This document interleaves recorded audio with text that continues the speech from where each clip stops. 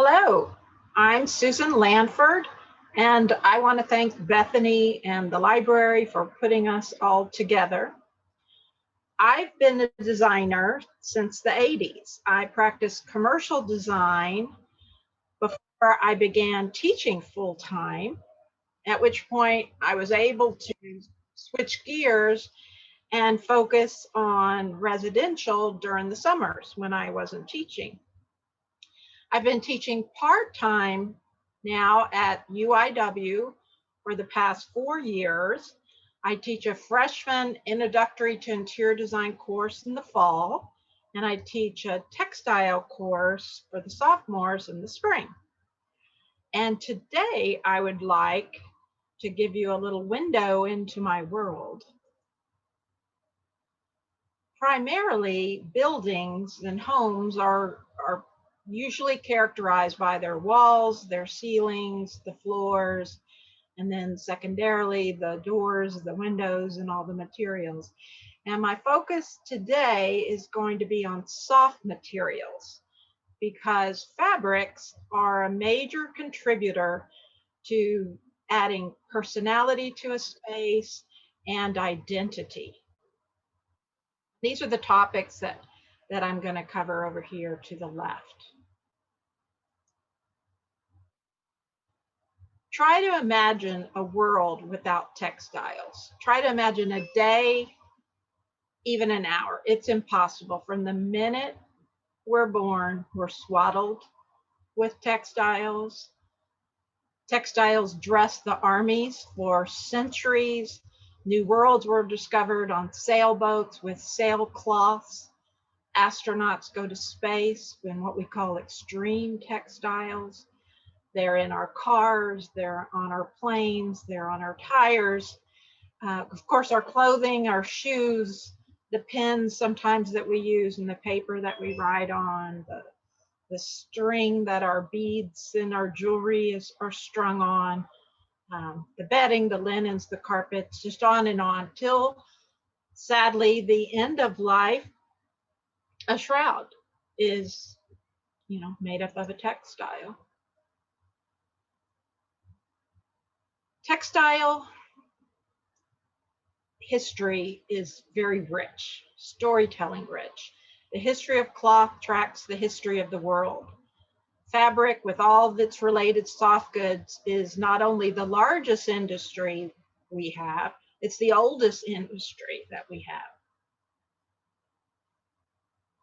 Felt being considered the first textile.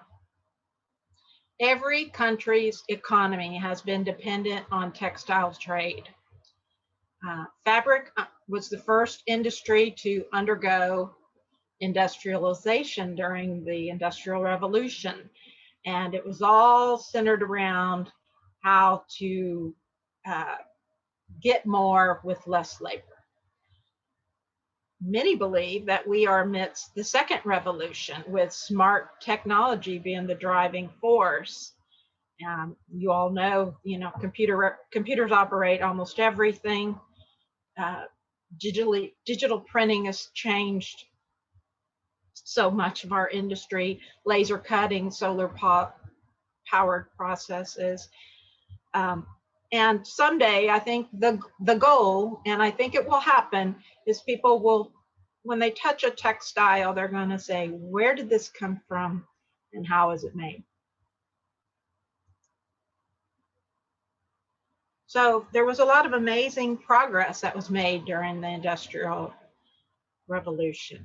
But afterwards, and for many, many years afterwards, there was really no solutions. The focus was on, the machines. The focus was not on what happens to the products that these machines are going to make and help us make the afterlife. So we became a throwaway society because things were so easy to get and make and have. And I'm told that the landfills are filled with primarily disposable diapers that don't decompose and old carpet that doesn't decompose very fast. But luckily, textile mills are responding with initiatives to reduce their environmental footprint. and to save water and energy and reduce waste through recycling. This textile here is 100% recycled polyester. So I'm going to walk, the PowerPoint's going to, at the beginning, we'll walk through the steps of how a textile or piece of cloth is made. We start with a fiber. The next step is a yarn. The next step, those yarns are twisted and spun and woven into a textile. Then it goes through the finishing treatments, and then it's used. So for years and years, it was this 5-step process. And until people started realizing that we've got to stop this cradle to grave business and throw everything away. We really need a closed loop, a cradle to cradle, you know, the recycling, reusing, you know, the rinse and repeat. And I realized during the pandemic that, you know, I could do things, I could do little things. So I realized we were using a lot of paper towels. We're using way too many paper towels, and we really needed to. And so, and I had a lot of cloth. I have a lot of cloth napkins. So we started using cloth napkins every day, all the time. I now have a little basket, and I have rows and rows of them. I don't iron them anymore, but I wash them, fold them, and we use them instead of paper towels when we are eating. So, you know, it's a little thing. It doesn't save, you know, probably that much, but it also is a little extra bonus. It's a little pleasant, special luxury. I'm not waiting for company to use them. So, fibers. There are many ways we classify fibers, but I'm going to talk about 3 types. There's the natural, there's synthetic, and then there's almost always a combination, natural and synthetic. So the natural gets broken down into protein and cellulosic. And protein, just like our food diet, can be primarily animal-based. And then cellulosic is plant-based. So here we have cotton, here we have some bamboo.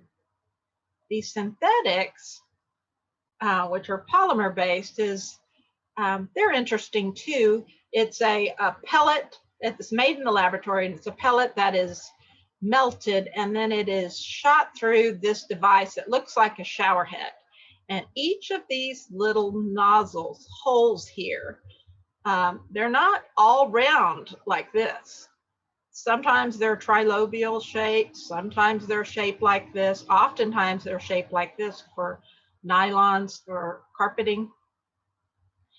And so when that liquid gets shot through here, then all of a sudden that becomes a long filament, as opposed to the little fibers here or the fibers here, we consider and call those staples. And so here are some examples of fibers. In my classes, I pass this around, and the students get in little groups and sort them. I have them sorted for you, where, you know, here's some of the proteins: the mohair, the yak, the camel, alpaca, and here's some synthetics here. Here is some fresh fleece, and I always tell my students, and I'm sure most of you know, the sheep, they're not harmed when they get sheared. It's kind of like a haircut. And then here's the yarn. It's gone through, you know, it's been scoured and cleaned and carded, and it's pretty much fully dyed. It's been fully processed, but it hasn't been spun into yarns yet. So we call this roving. And here's another protein. This is the silkworm. And you may have to move your little box of people over to see what I have on the right. But there are 3 stages of cultivated silk. And it starts here at the bottom with the cocoons, and then and these have not been dyed. So these cocoons, you can see that they've been split open, and the silkworm is been discarded. And then but the silkworms, they live about 30 days, and they secrete this very sticky substance. And so these silkworms have been, these cocoons have been soaked and degummed, so it doesn't have the sticky on it anymore. And then now it's roving, so it hasn't been twisted and turned into yarn yet, but it's in its kind of natural colorations. And I do know that there are people that are very much turned off by animals being used for textiles. So there are vegan silk alternatives. Rayon is one. I happen to be, you can't see it, but I'm wearing a rayon top. It's actually the first regenerated fiber. It's silk-like, so it's real smooth and it has a luster like silk, but no silkworms were killed in the process. Lyocell is another, it's kind of a cousin to rayon. It's made the same except the solvents. It was a breakthrough invention because of the solvents, and the chemicals are recycled and reused over and over. And then there is piece silk and wild silk.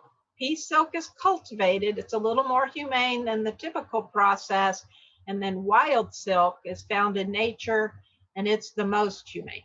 So all of this is under the big umbrella of sericulture, and it really gets quite involved. I threw this in because we're here in Texas, and as some of you have probably read, hemp is now legally and officially can be grown here in Texas. It's part of the cannabis family, and it's been used in some countries for, thousands of years. It's a very strong fiber. I hope someday in the near future, some hemp farmers in Texas will start growing hemp for fiber. But what I have heard and found, it seems to be in other states, they use it more for fuel and other purposes. So once we have the fibers and they've been cleaned up or made, shot through the spinneret or the shower head, they're spun. And we've all seen, have images in our mind of spinning wheels. Well, this is what we call drop spindles. And there's been kind of a, it's how they spin by hand, and it's gotten popular again. Now, they're typically wooden, and now they come in all these kind of cool materials. And the nice thing about a drop spinner, it's something you can hold in your hand. You don't need a big giant wheel. But of course, to mass produce fabrics in any quantity, it's big industrialized machines. But it's important to know that the yarn, the twisting, there's a real science and art to the way it's twisted, whether it's S twist or a Z twist, and it's twisted and plied together to get 2, 3, 4, 5 plies. That adds strength to the yarn, and you really need strong yarn when you're going to go to the next step on the loom. And some people feel that one of the big losses in the Industrial Revolution was not so much that people aren't hand weaving anymore, because they really kind of figured out how to make things look like they're hand woven. I'm sure a weaver would disagree with me. But people say that they've not been able to reproduce what hand spun yarn is like. And if you do crafts, are a knitter, you have experienced that when you've gone into a yarn shop. But it's apparently, someone went through the math. It used to be women's entire lifetime was spent spinning. it takes 3,000 hours to spin enough yarn to make one bolt of cotton that they might make, you know, half a dozen shirts out of. So, you know, it was a career. Here's some shots of some yarn. This one is from Peru and it's been dyed. You can tell probably naturally. It will probably get woven into a throw. Here is some yarn, wool yarn, that's going to get woven into some rugs. And then this, I threw this in, this chair, if you can see it, is, I thought it was interesting because it's plant-based. So abaca, which is in the banana family, it's grown in these countries. And so this is used, this isn't woven into a cloth. It is used because it's very strong. It's the strongest natural fiber. And they have used this fiber and made fishing nets out of. And so it's, you know, in the oceans for years. So, but this chair, which is made out of bamboo, and then the whole entire back support is this really strong abaca. And then, of course, if you put just the right cushion on here, there's no reason why you couldn't put this, you know, on your back deck or in your backyard outside. So now we have our yarn, and the next step in the process is weaving.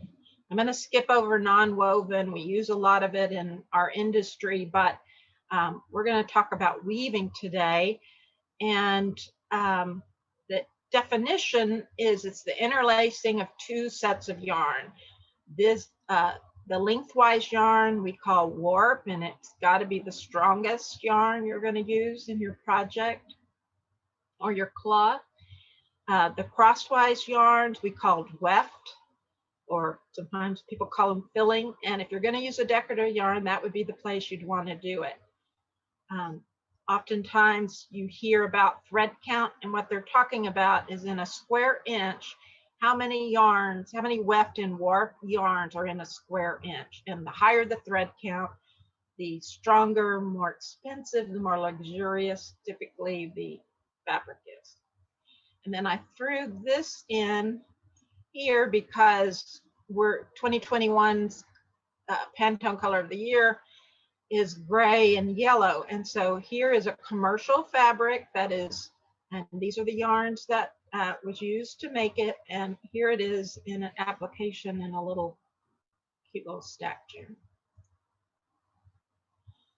So now we move on to looms. There's many different types of looms. If you're just doing something small, you might use a lap loom or a frame loom or a tabletop cricket loom or a little round loom.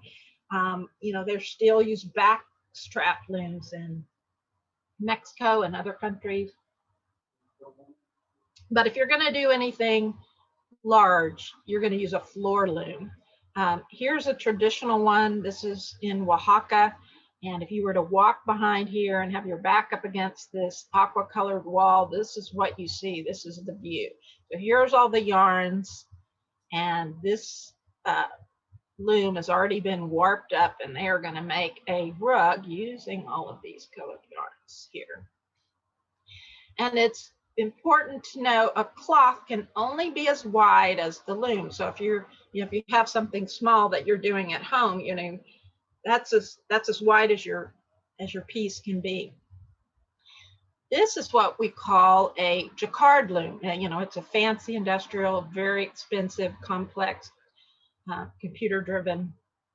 I call it double decker because it, you know, it's the only one I know of that you have to have a second platform above it. And the true Jacquard looms are still only found in France. They make very intricate patterns, or can. It's usually what they're used for. And then I threw this in a couple of weeks ago. Eve introduced culture, a little bit about culture, and I have a couple things to talk about material culture. These two examples. This is a printed fabric from Japan, and it's 14 inches wide. This is a what they call strip cloth, and it's from Africa, and they vary from 4 to 6 inches. This one is mine, and it's about 5 inches. This is about as big as my hand. And what I think is interesting about these is I call it a panel approach. I just made that up, but what I discovered is that in Japan, when you go to look at fabrics, when you go to the department stores and you look at their new dresses and suits that they make, even though they have all the technology in the world and could do whatever they want now with larger looms, they still make almost everything in this 14-inch wide, and then they sew it together, and all their patterns are based on this panelized approach. Kimonos, suits, jackets, they use this for their toweling, pajamas. I mean, it's just kind of interesting when you start figuring that out. And then in Africa, I sat through a presentation a few months ago, and this is in Mali, and the women still hand spin the yarn, and the men use backstrap looms, and they make these tiny little pieces of cloth there. I think they're 100 yards long, and they sell them, and they support, their whole village. And then I saw examples of all these outfits and tents and all these structures that were revolved around the use of these little narrow cloths all sewed together to make large panels. So once we get past weaving, the next step is what we call finishes, and getting something off the loom. They call it graze goods, and it's akin to having an unbaked cake. There's still a lot going on. It isn't really finished, especially in a commercial type goods where you need to make bolts and bolts of it, because finishes really change the whole character. It really gives you that final look that the fiber artist was looking for, the textile designer. It can make the fabric more stiff, softer, more durable, more texture, shiny. It can emboss it. It can give it fire rating characteristics. It can make it brighter. The finishes can be temporary, like a Scotchgard type finish. It can be permanent, where it's kind of built into the fiber. It can be physical, which this is like machine embroidery. After it's been woven, that's considered a finish. This is a carved velvet. So this is what we call moire. Both of these were woven smooth. It was after the fact that a mechanical process carved and made that look like what you bought and have seen, or a mechanical process that has given this that kind of signature watermarking effect, or I always think it looks like the wood grain.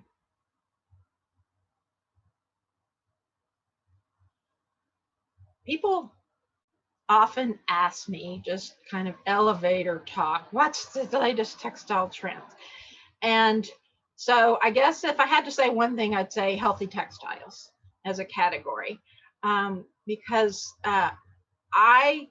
it goes really beyond, although it includes people that get allergic to certain types of textiles, because most of us get up and get dressed every morning without really considering what the stretchy, low-cost, comfortable fiber garment we're going to put next to our skin, without giving a thought to the historical, innovative, or environmental history that went into it.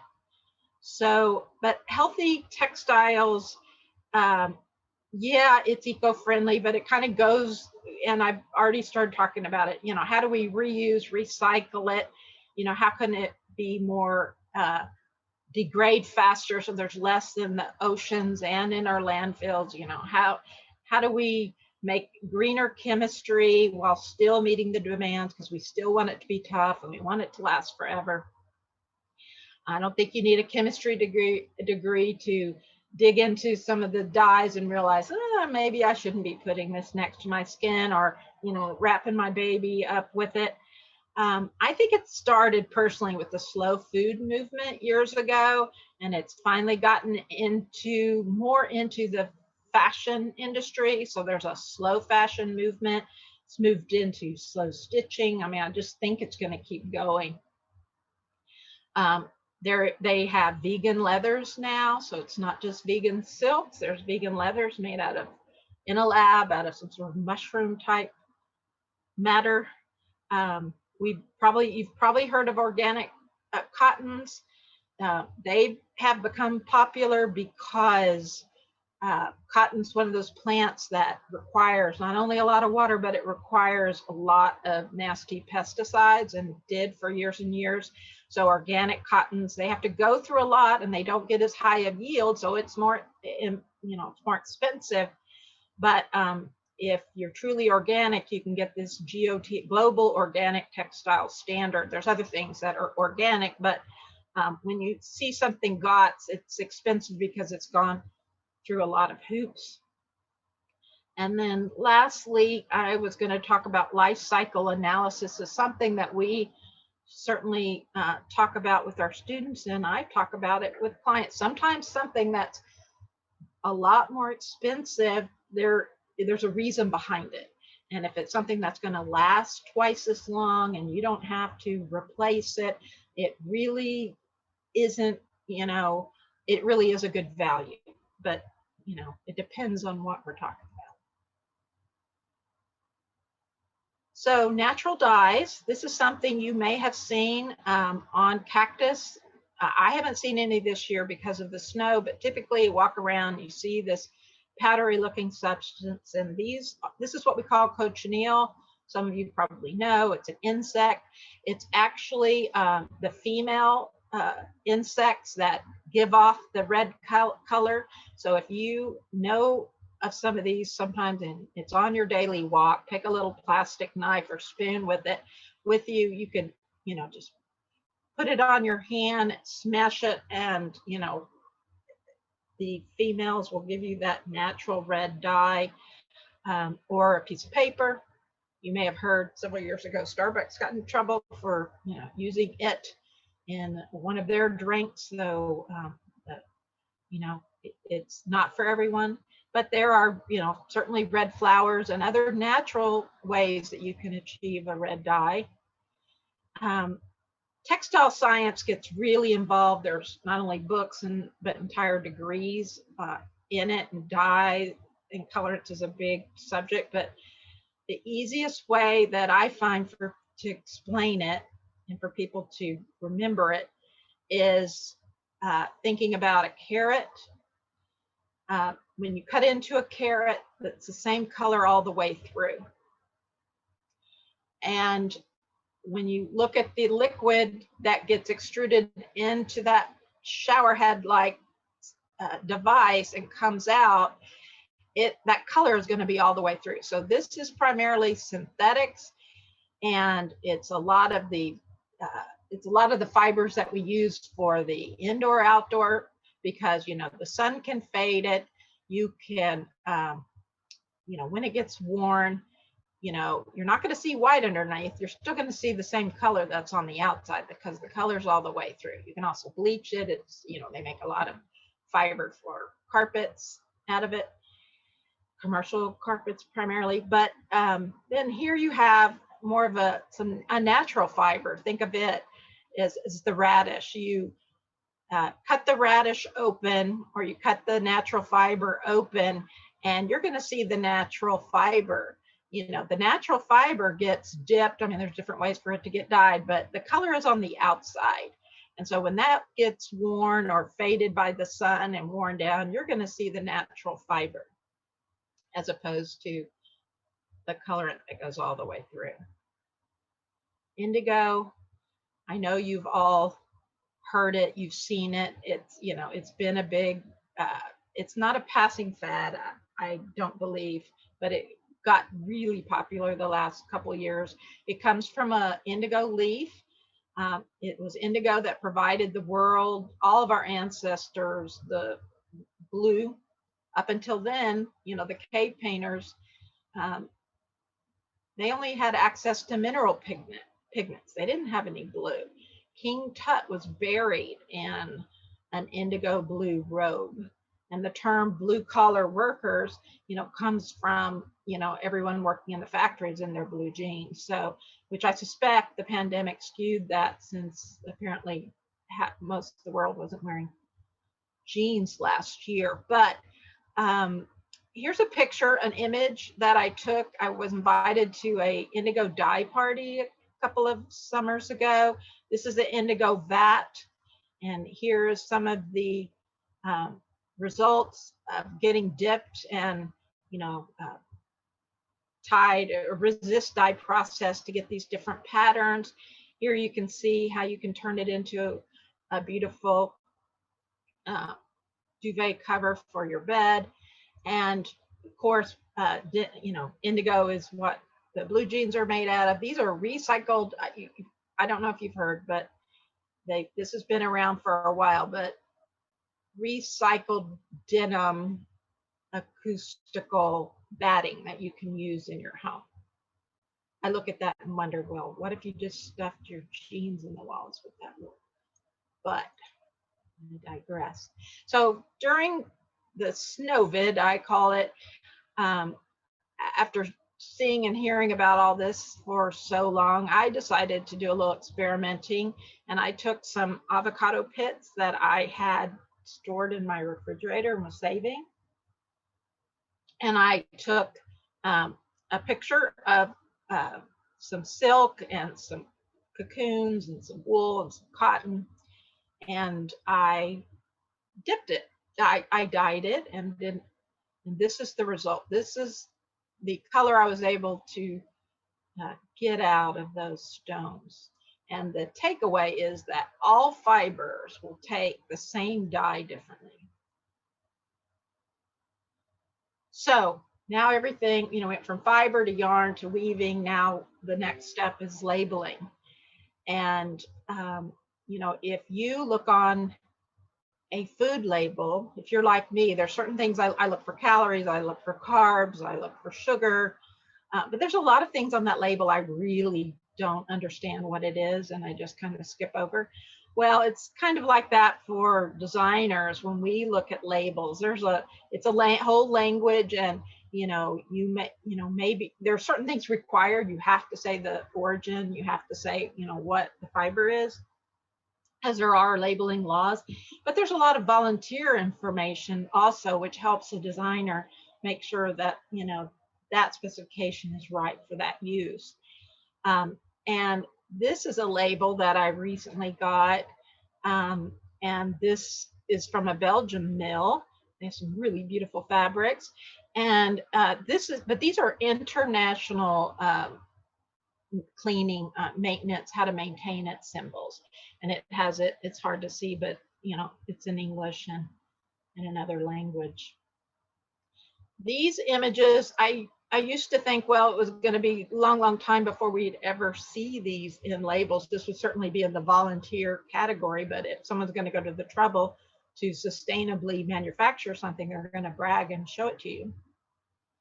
But I say that, and then just the other day I was in Target and looked at a label, turned it around, and it said responsible style, made with at least 20% recycled cotton. So it was 100% cotton, and they're letting me know 20% of it was recycled. So it's not just polyester, it's cotton that can be recycled.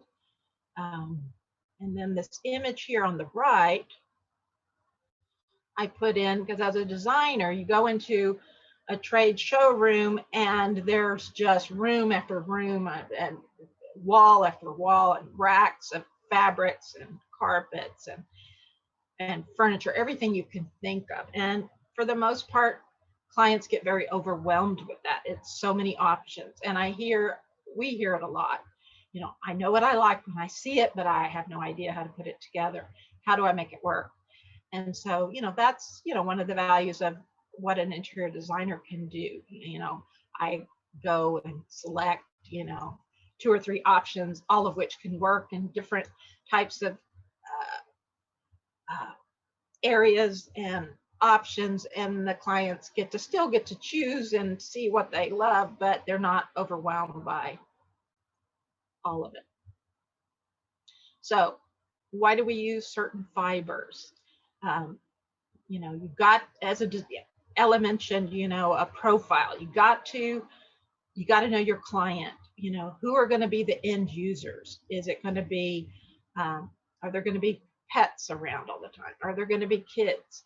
What kind of traffic is going to be there? Is it going to be rolling traffic like you'd have in an airport, or carts, or wheelchairs, or, you know, is it going to be foot traffic?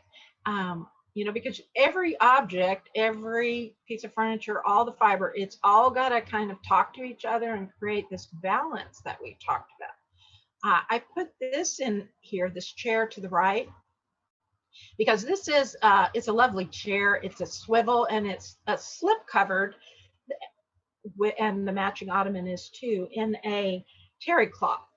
So it's very comfortable. You could get out of the shower in a towel and sit in it. You know, it'd be like sitting on a big lush towel.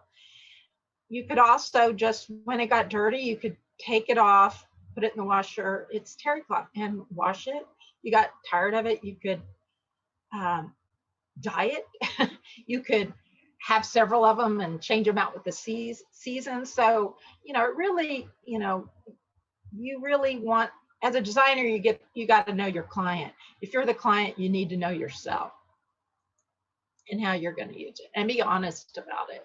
So you know, you get the best options presented to you. So inspiration comes from everywhere, whether you're cooking dinner or you're out in nature. Here's just a couple of examples. I'm often inspired by a textile. I will see it, and I will sometimes just order a yard of it to have, and I will use it on a project. It will help me build my palette. At the end, I may not even use that fabric on anything, but it helped me. And here's a project where I was inspired by the rock. It's out in the hill country, out in Fredericksburg, lots of stones. I was inspired by this pictures of the rock, which ended up being used on an outdoor shower. I then went and selected a tile for that in the bathroom that we used in the shower. And from there, I took it and, you know, inspired me to look for different fabrics and different, you know, other finishes that ended up in this space. You know, materials and the concept. We've talked about concept the last couple of times. It really, both of those together inform the entire design process. If you have a good concept, then every time when you get in these tough decisions, you know, should I do this? Should I do that? You know, go back to the concept, and it helps make the decisions easier. Acoustics are very important, especially as we age, and textiles can help quite a bit, because hard materials are going to reflect and the soft materials are going to absorb. So now we're going to move into some applications of how we use these textiles, starting with wall covering. Any material, whether it's backed or unbacked, and glued and secured to the wall, is considered a wall covering. There's all kinds of different types, and I'm pointing this one out because it's a little bit more unusual. It's a washi, it's a wallpaper, it's a washi paper, and it happens to be indigo color, and it's made with a vegetable fiber. And before I put a wallpaper in a bathroom around water, I wanted to test it. It was supposed to be good, but I tested it anyway. So for several months, I took it and I put it under this, I dated it, I put it under the sink, I put with the sponge, I'd splash water on it. And at the end of the day, it was fine, and we used it. But wallpaper comes in different widths, and it's sold in, you know, different ways. But I guess what I wanted to say here is that I feel like every budget can afford a little bit of luxury. You know, you might want to wallpaper uh, your big great room, and then maybe you discover it's going to take, you know, 20 rolls of paper and more than you want to spend. But, you know, designers have a way of knowing how to take some unique spots in your house and make them more special. Grass cloth is back. You've all seen it. Now they have it with metallic and all kinds of images, uh, pigments, I should say. So now window treatments. There's so many types of window treatments, but this image to the right, you know, this, you know, these little narrow windows didn't take a lot of fabric. This is a custom Roman shade, manually operated in this great room. Here's a bathroom that, you know, has a shade that is always pulled down for privacy, but you get the light in and you can see the pattern here, and with all the solid, the pattern is really helps. And then, you know, a little more modern approach are these blinds that are a little more architectural. This is like a roll up type, and most of the time you pull, or maybe with a remote, open your blinds. This is a feature I especially love, the top down. You know, you always have the option of bottom up, but it's nice when you can do the top down also, because the light can come in without giving up any privacy. And with the smart technology, smart shades, you know, you can get, you can operate it with your phone. You can operate it with these little remotes, and you get to pebbles, I think they call them, and you can replace the covers in different colors. And if you want to talk to your shades and tell Alexa to raise them, you know, that option's there too. So textile testing gets very involved, and I'm only going to touch on it with this image to the right. Most of the time, the third-party testers are putting the textiles in these chambers and subjecting them to, you know, heat and flame and all kinds of things. But this is out in the desert, where this carpeting is out in full sun, and they are, you know, tracking it to see, you know, how long it's going to, how color fast it's going to be, and the light fastness on that. Because the sun, it can be, as you know, we live here, it can be very wicked. And between the glass and the fabric, it can be 300 degrees. Over time, that's going to eventually rot whatever you have there. And of course, if you have furniture and textiles in the room, those are going to be subjected to fading also. Wood floors, you know, if you don't have, you know, that's why they get into all kinds of double, triple windows and overhangs to help with that. But, you know, textiles can fade. Here is some that's just an antique that's eroded over time. So no matter what the spec, eventually something's going to happen. Here's a, I think, beautiful living room. This is the fabric that was selected. This is looking at it inside the showroom with a completely different type of light than you're going to find in the client's home. So I think it's really, really important to always take the fabric and put it in the light conditions where you're going to see it, because it really changes a lot. And this has a brush trim on it, and if the trim wasn't on it, it would be kissing the floor, but since it's doing this, it's just on the verge of puddling. So here's shears. I personally love shears. They've kind of gone in and out of fashion, like a lot of things, but if you don't have privacy issues, I think they're wonderful. You know, people working from home more than ever, you know, there's lots more offices, and, you know, offices can be really pretty. Here's an example of one. And then I also think shears can be used like furniture. They can be used to organize space or divide space. I mean, yeah, you could move it and walk through it, but, you know, I think stage sets and theater sets do a great job of using them, and I think it's underutilized residentially, because I really think that it's something that can be a lot of fun. Now we're moving into carpeting.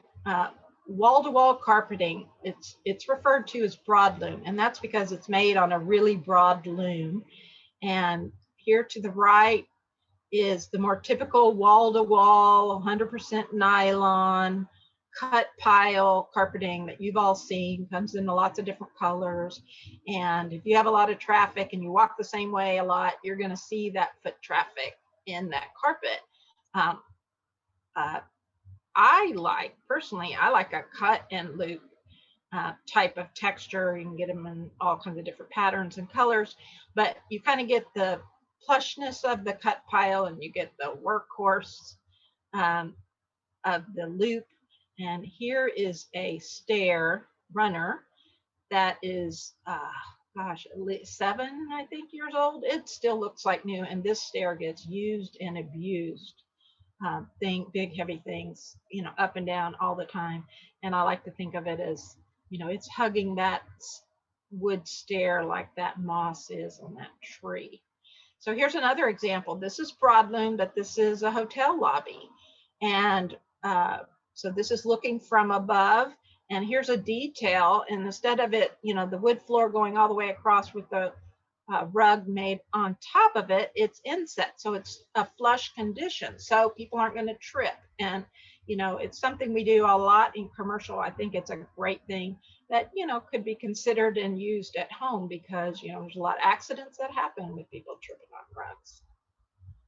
Here's another public space. This is a museum, and you can see that there's lots of options of opacity. You know, you can have you can do full blackout if you're, you know, in a hotel room and you need to completely block and sleep, you know, during the day, and you don't want any light bleeds. This is what we call a light bleed here. Or if you have art that you need to protect, or finishes that you need to protect, there's just a lot to consider and think about when it comes to window covering. So now we're going to move into rugs. Here are it's just a chart to show you that, you know, some more typical arrangements, that because rugs come in some pretty typical sizes usually. You always have to measure, and when in doubt, always go bigger, because a rug can really pull a room together. But it's the rug pads that are often forgotten, that are the real multitaskers, because they make it more comfortable. They give you some cushion. They also reduce, you know, slip and falls, because it's less likely to, you know, come out from under you and make you, you know, slide around if it has the right pad.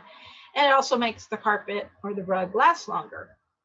So, and sometimes they're made out of hair, horse hair, hog hair, and sometimes and different types of foam. There's all kinds of different pads. Let's see, did I? Oh, and I just want to say one other thing on the right. Most of the time, rugs are geometric and rectangular in shape, but not always. You know, there are organic rugs. How are we doing on time? Oriental rugs, they come from all parts of the world. They're known, they're handmade and hand knotted. Knot is the big distinguishing factor. You could tell where a rug was made because, you know, one country had a certain way a certain pattern, a certain knot, but now so many people are reproducing it, it's hard. But you still can, just like you do the thread count, if you look real closely, you can look, you know, the tighter the knot, you can kind of distinguish whether it's an antique rug or it's considered a modern rug. Here's that little touch of luxury I mentioned. You know, maybe you can't afford a big rug, but, you know, in front of your sink, you're standing barefoot, you know, in the mornings and in the evenings. So a little custom rug, you get the color, it goes with your Southwestern theme or whatever your theme is of your house. And, you know, you get that kind of what I call like stepping into an elevator with carpet after you've been stressed trying to park and find your way around. You get that, oh, you know, it's just kind of relaxing and nice. And why not treat yourself? Then we have carpet tiles. It's, you know, after practicing and doing commercial for 20 years, it really informs my teaching and residential work, because here it is in a commercial, oftentimes commercially we use it wall to wall, just like you would, but you have the advantage of being able to pick up a tile if it's damaged or replace it or rotate it, you know. And, you know, these are all carpet tiles, but they're carpet tile rugs. And I've made many for clients. And the nice thing is you have pets that, you know, mess it up, you know, well, or kids, and, you know, pick up a tile, put it in your sink, let it dry. Or if it's really badly stained, just replace it. You have some, you know, attic stock, they call it, in your closet. So I don't know if this looks familiar, but I happened to open the link that Bethany sent out the other day, the library that Ella had sent. And I haven't been to the library. I'm like, well, that looks like carpet tile to me. And this is what we call planks. You know, you can tell it's not a square, but it's carpet planks. And they make some really interesting patterns in the planks. So now we're moving on to upholstery. It's more than just, you know, the things, your chair, your favorite chair and couches, you know, upholstered headboards. You can have them made in any shape, any fabric. These just happen to be solid. Here's a hair hide bench that's made in India, and it's a brass frame, and these strips are stretched around it, and you can see the natural colorations. These are some built-in benches, you know. This is one where the client had this every day. He would come in and take his shoes on and off when he'd come in from outside. And he'd say, you know, gosh, I wish this is so hard. And the older he got, the harder it was. So, you know, we had a cushion made for him. So, you know, why not? If you're going to be drinking coffee, checking your emails, changing your shoes, or sleeping, you know, why not use the best textile that you can in those touchdown spaces?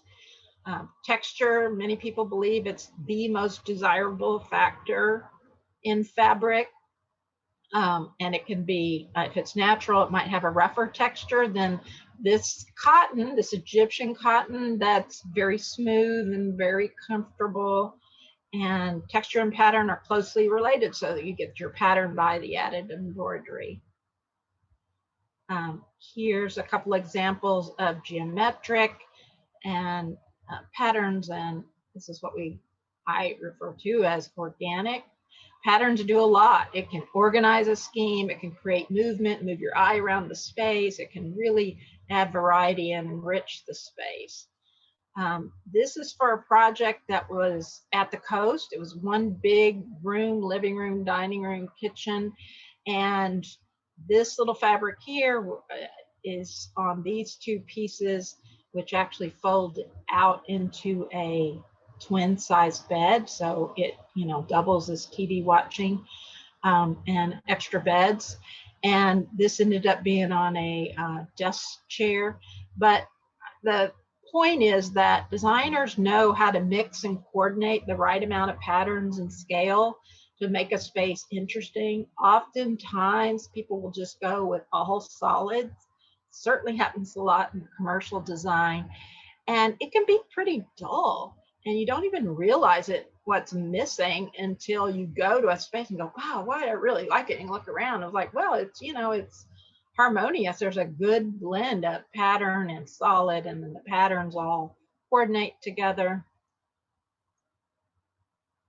And here is an example of emphasis. You know, this, or I'd call this a statement chair or a feature chair. It's so bold. It's actually a comfortable chair, and it's soft, and it swivels. But it's a statement chair. So that if you use this in a space, you're going to have some pretty. This is in a showroom, but you would have to have some, mostly less busy patterns to go with it. But certainly this floor pattern goes with it. Here's an installation where the carpet is the statement piece in this vignette. Here's another project where the art was so incredible and all the way around the room that the furniture was big, but it needed to be quiet. It didn't need to take away from what was happening on the walls, and it did. Here's another project where literally we took the concept of movement and rhythm and used it in the hard surfaces and hardware and the fabric as well. There's a lot of movement in that fabric. Clients, of course, we all want to be comfortable, and I'm always on the lookout for recliners that don't look like recliners because they tend to be these big, dark brown, massive pieces. Oops. But in the right fabric, you can lighten them up, literally lighten them up. And then, of course, balance them out, the space out with things that aren't all heavy to the floor. Here's just an example of a pattern on another piece with a full to the floor and then this open chair that you saw earlier. Ella alluded to anthropometrics. Everybody is different. If you're vertically challenged like I am, there's nothing worse than sitting down, your feet not being able to touch the ground. So, the right pillows and well, certainly the right piece if you get to start from scratch, but you can fix those things with the right cushions. As it doesn't matter whether you're trying to prop up and read in bed or, watch a movie.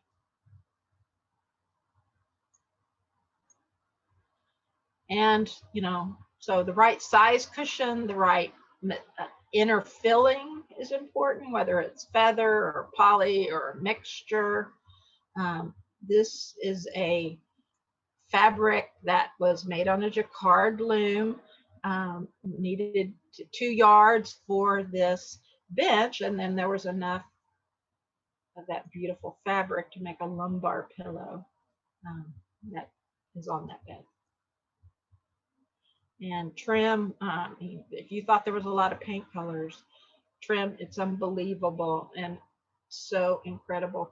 This chair has, this fringe here, but there's so many types of trims available. And I really, I think it's very rewarding to rescue furniture, especially when you have clients that really appreciate it.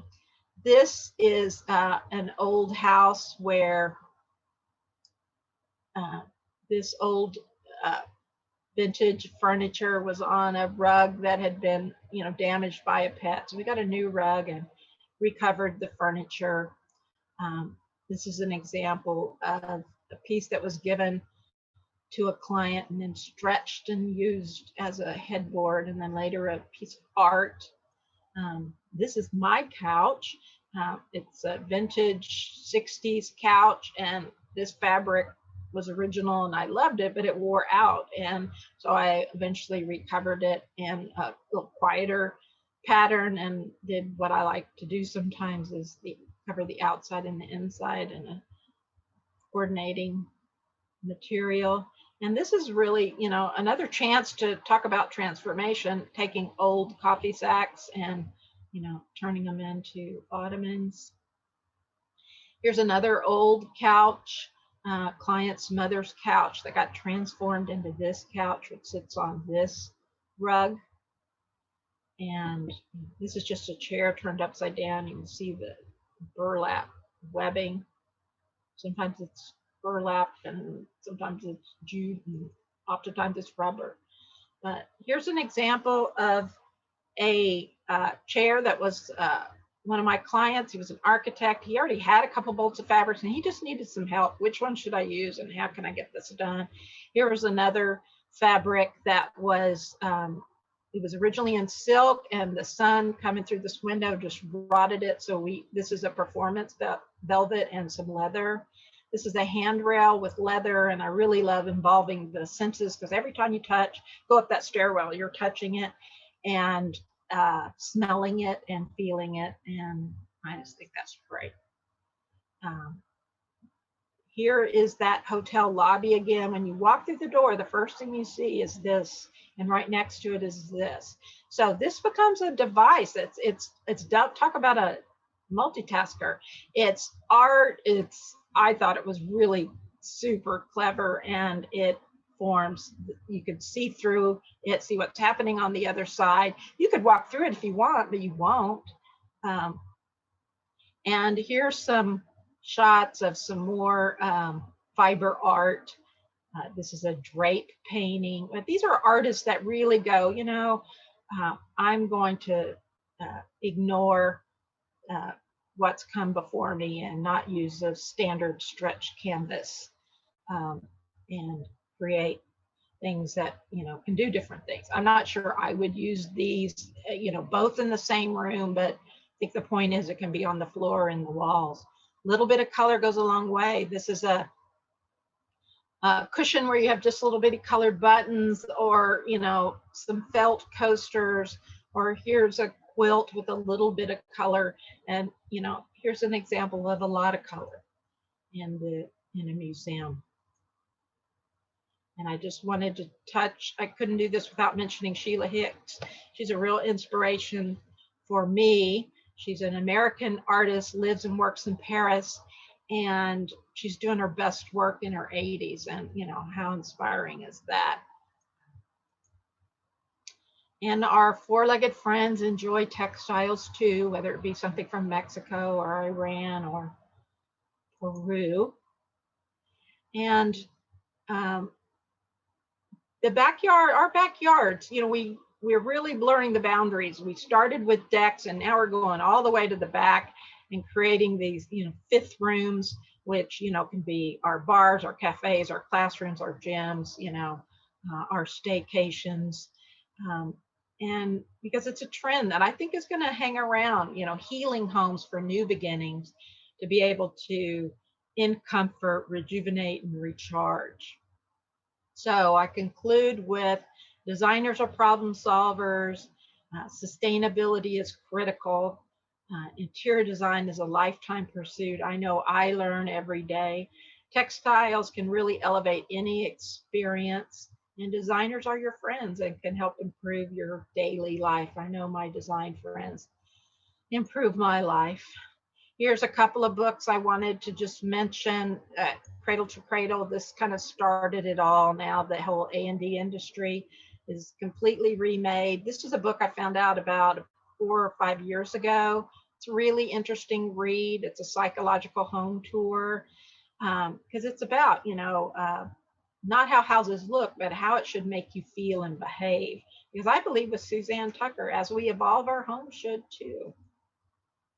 And here are my sources, the ones that I didn't list throughout. And I thank you for listening, and I'm happy to entertain any questions. Thank you. Okay, Susan, we had a question in the chat. When using rugs, large or small, how do you prevent it from raising on the ends or corners, or even preventing it to slide?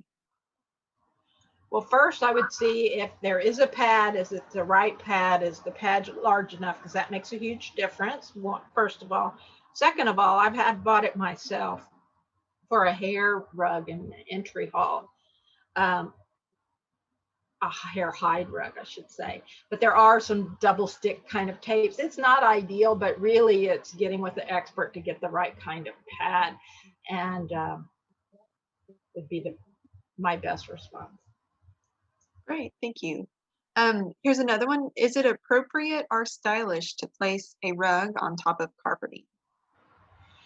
It's a very trendy thing to do. I mean, every time I don't turn on HTV that often, but I was on the plane the other day and I was like, oh, there it is.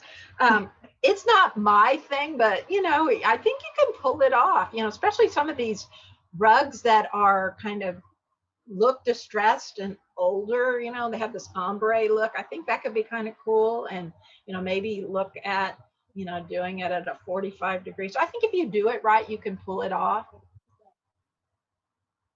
Very cool, very cool. And here's another question. Someone has a friend who's very interested in trying to learn about upholstering their items. Do you have any resource materials that you can suggest? To do it, to DIY it, you mean? I believe so, yes. Um, Self-instruction, yes. yeah, I'm sure there are books online. There's probably a chapter in I know there's a chapter in our textbook, but it's more about the parts. It's not how to do it. So I'm not sure. Maybe a extension course, Okay. college. And maybe we can write that down for a library class someday. Always a good idea. Okay, a lot of questions coming in. Would you mind expanding on what slow food or slow fashion is, Susan? Well, my belief is slow food is the opposite of fast food. So, grow it yourself, what's going in it. It's healthier than, a lot of fried food. Slow fashion is thinking about, what you're making, a lot of naturals versus synthetics and things that are going to, you know, in the next life degrade. And I know one fashion label, Eileen Fisher, who's taking back and recycling. So I've not done it yet, but apparently if you have one of her items, you can take it in and they'll recycle it into something else. So all of that's part of that slow movement, and natural dyeing versus more toxic chemical dyeing. So, and fashion and interior design are related in a lot of ways. They kind of track sometimes the same trends and colors. So I think as soon as fashion goes that way, the home goods are going to be following and are following. Thank you, Susan. Yes, and we had one more question. Someone just purchased a large curtain that was supposed to be allergy kind. It was linen, but it turned out it was only 3% linen. And when she asked them how to clean it, they said they wouldn't. The curtain would fall apart. She paid quite a bit of money for it. Any suggestions? Lord, yeah. You always got to beware when it's linen. You really want 100% linen, because Okay. those blends are not the greatest.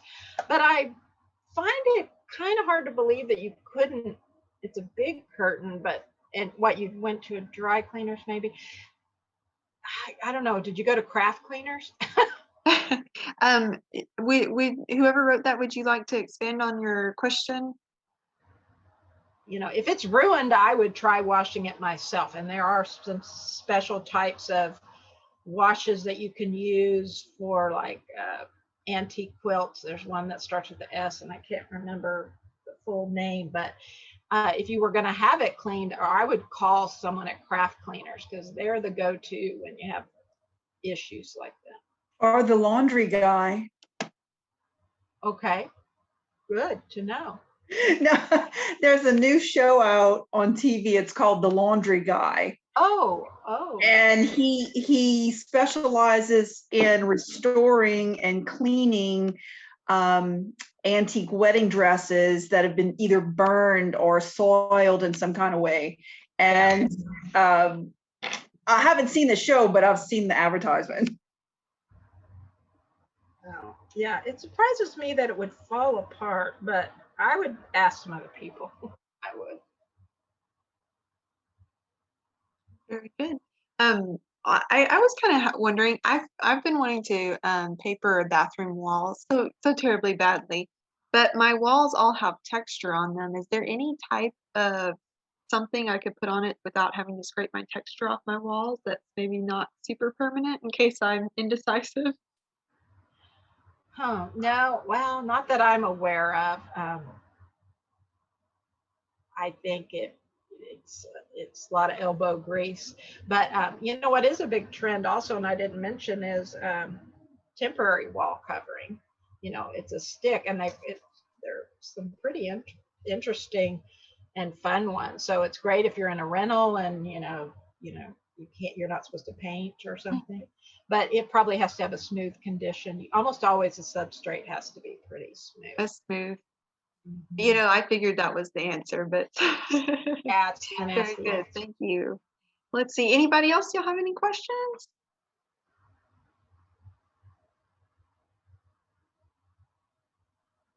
If anybody wanted to hang on, I have one thing that I'd love to show you, an example of material culture, but if you have a question, I will not go any further than Bethany wants me to. Well, Susan, go ahead and show us, and if they think of questions while you're showing, they can ask afterwards. How about that? Okay.